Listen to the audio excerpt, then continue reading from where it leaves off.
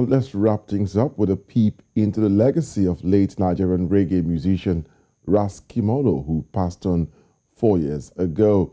Ras Kimono, born Oseloke Augustine Onwubuya, was popular for his song and album Under Pressure, amongst others. His daughter, who follows in his footsteps, Oge Kimono, joins me on the news to discuss the impact of reggae music in Africa since her dad's death. Oge, thanks for finding time to join us. Greetings. Thank you for having me. All right, quickly. Through his music, your dad, Ras Kimono, called on Africans to intellectually repel colonialism. Do you think Africans have fared better since his demise? Well, I must say, Africans, I feel personally, I feel that we still have a long way to go, And of course, since his demise, things have gotten worse, so to speak, There's so much chaos going on in the continent of Africa right now, and it seems as though there is no light, at the end of the tunnel. But once there is life, there is hope. We just have to keep pushing, and we just have to keep spreading his message, of peace, equality, love, and justice, and keep trotting.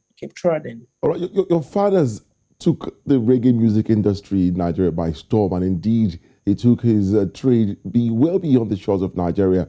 How has reggae music fared in this country since? In recent times, reggae music is gradually picking up, and though it had been relegated to the back for a few years, but in across the country, even in the continent, we have pockets of people doing their beats, to keep the genre alive and to keep flying the flag of reggae music. And so far, so good. It actually falls on all of us, to make sure that this genre of music that most people grew up listening to, doesn't just die out. Yes, it's not forgotten. You yourself, you are a reggae musician. What efforts are you making in that line? Well, currently, I have a gig that I run every week.